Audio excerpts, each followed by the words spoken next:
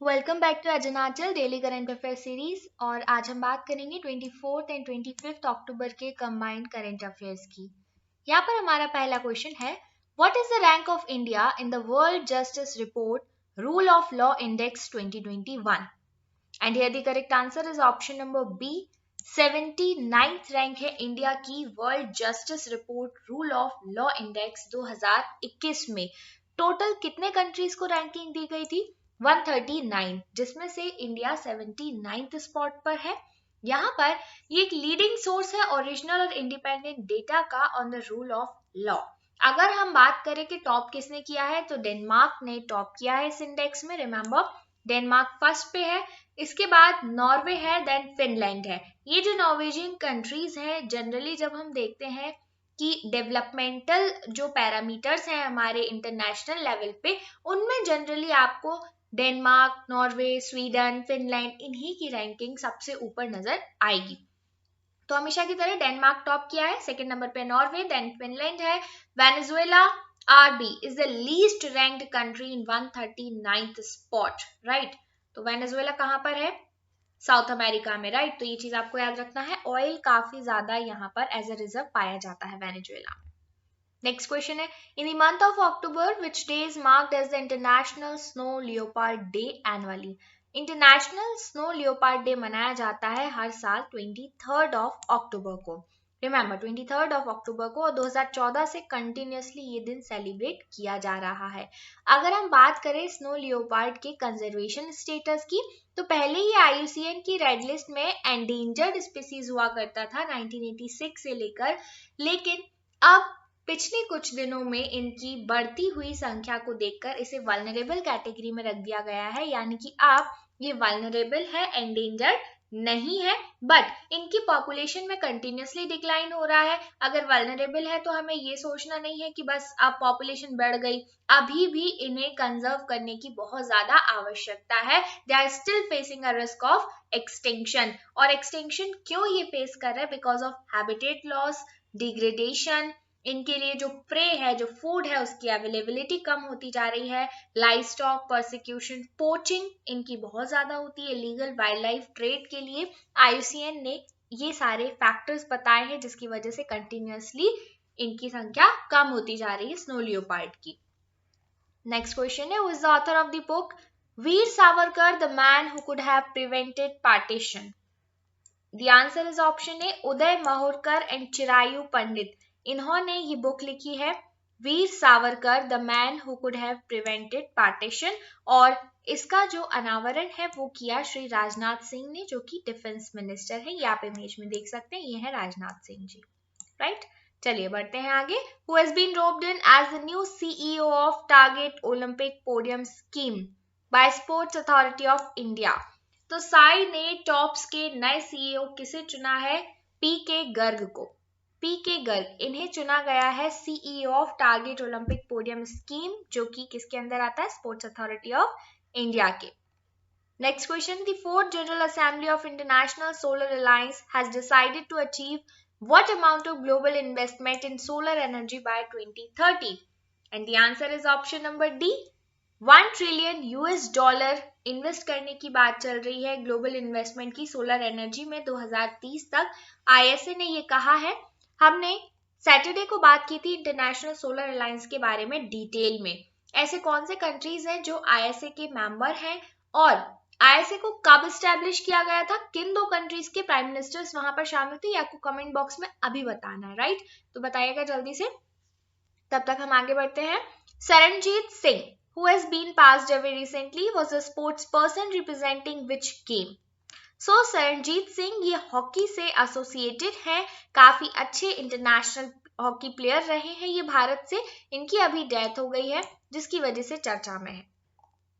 Next question, who has been named for the Satyajit Ray Lifetime Achievement Award for Excellence in Cinema to be awarded at 52nd International Film Festival of India in Goa in November 2021?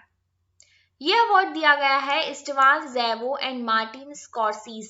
ये दोनों ही आप देख सकते हैं Hungarian film maker है स्टीवान ज़ैबो और Hollywood film maker है Martin स्कॉर्सीज। इन दोनों को ही सत्यजीत रे life time achievement award for excellence in cinema से सम्मानित किया गया है। और आपको याद रखना international film festival of India Goa में सेलिब्रेट हो रहा है और कई बार ये क्वेश्चन पूछा गया है कि IFFI कहाँ पर सेलिब्रेट किया जाता है, गोवा। अगला क्वेश्चन है name the high speed expendable aerial target HEAT which was flight tested by DRDO recently. The answer is अभ्यास।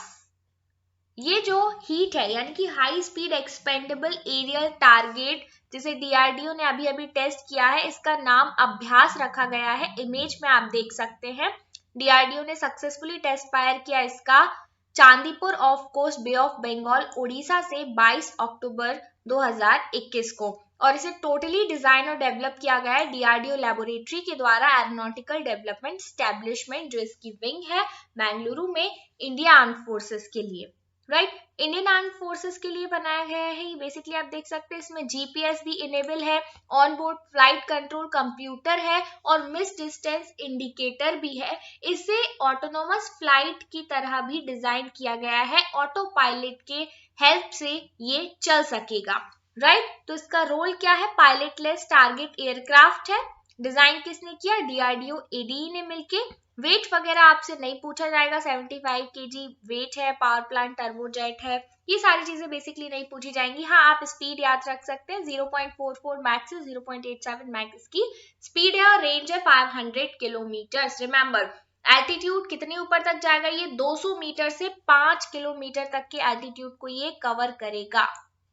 Okay, so remember this thing. किसके लिए यूज किया जा सकता है, इंडियन आर्मी, एयरफोर्स और नेवी तीनों ही विंग्स में इसका इस्तेमाल किया जा सकता है। अगला क्वेश्चन है which day of the year is observed as United Nations day. United Nations day हर साल 24 अक्टूबर को सेलिब्रेट किया जाता है क्योंकि इसका फाउंडेशन डे है, राइट। 1948 से शुरू हुआ था मनाना। अगर हम यूनाइटेड नेशंस के बारे में बात करें तो ये एक इंटरनेशनल ऑर्गेनाइजेशन है जो कि 1945 में बनाया गया था। करेंटली इसमें 193 मेंबर स्टेट्स हैं। काम क्या है, इंटरनेशनल पीस को, सिक्योरिटी को मेंटेन करना, ह्यूमन राइट्स को सेफ्टी प्रोवाइड करना, ह्यूमैनिटेरियन एड प्रोवाइड करना। अगर अचानक से किसी भी कंट्री में जरूरत पड़ती है तो यूनाइटेड नेशंस आगे आता है हर तरीके की हेल्प के लिए। सस्टेनेबल डेवलपमेंट को प्रमोट करना, यानी कि पूरे वर्ल्ड में जो भी इश्यूज हैं उन सभी को रिजॉल्व करने का काम किसका है, यूनाइटेड नेशंस का, क्योंकि बहुत सारे कंट्रीज इसके मेंबर है और सब मिलके आगे आते हैं प्रॉब्लम्स को सॉल्व करने के लिए। अगर हम हिस्ट्री की बात करें तो 1899 में पहली बार इंटरनेशनल पीस कॉन्फ्रेंस हुआ था द हेग नीदरलैंड्स में। द हेग नीदरलैंड्स में जब इंटरनेशनल पीस कॉन्फ्रेंस हुआ तो सोचा गया कि हम क्राइसिस को पीसफुली कैसे सेटलमेंट कर सकते हैं। इसके लिए एक बॉडी होनी चाहिए इंटरनेशनल लेवल पे जिसका डिसीजन सभी जगह माना जाए, तो कुछ रूल्स होने चाहिए। उस समय में एक कन्वेंशन अडॉप्ट किया गया जिसका नाम था convention for the Pacific settlement of international disputes, और इसी के चलते परमानेंट कोर्ट ऑफ आर्बिट्रेशन को बनाया गया जिसने काम करना शुरू किया 1902 में। तो परमानेंट कोर्ट ऑफ आर्बिट्रेशन ने 1902 में जब काम करना शुरू किया तो यही UN international court of justice का फोररनर बना, यानी कि इसी से United nation international court of justice बनाया गया, right, permanent court of arbitration को ही आगे चल के।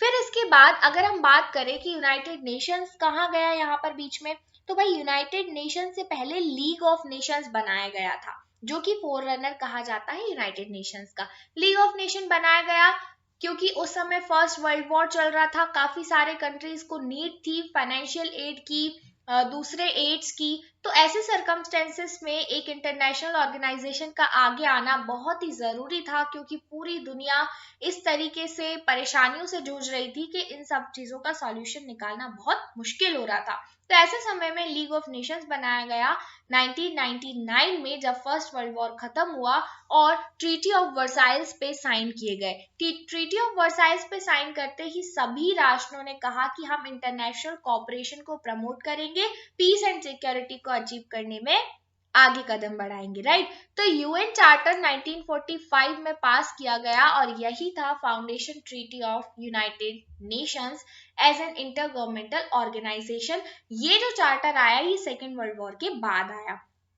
फर्स्ट वर्ल्ड वॉर के बाद ट्रीटी ऑफ वर्साइल हुआ, लीग ऑफ नेशन बना और सेकेंड वर्ल्ड वॉर 1944 में खत्म हुआ। उसके बाद यूएन ने एक चार्टर पारित किया अपना foundation treaty of United Nations के रूप में 1945 में, जिसके तहत यूनाइटेड नेशंस निकल के आया और इसके 6 मेन ऑर्गन्स थे। वो 6 मेन ऑर्गन है जनरल असेंबली, सिक्योरिटी काउंसिल, इकोसॉक यानी economic and social council, trusteeship council, international court of justice और यूएन सेक्रेटेरिएट। तो ये 6 मेन ऑर्गन्स है यूनाइटेड नेशंस के जो अलग अलग फील्ड में अपना काम करते हैं, राइट। ये 6 के 6 एक साथ 1945 में ही स्टैब्लिश किए गए थे जब यूनाइटेड नेशन फाउंड हुआ, स्टैब्लिश हुआ, right. So let's move forward.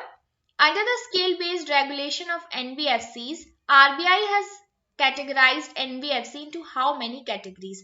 Non banking financial companies की यहाँ पे बात चल रही है। स्केल बेस्ड रेगुलेशन के बाद आरबीआई ने एनबीएफसी को कितने कैटेगरी में डिवाइड किया है?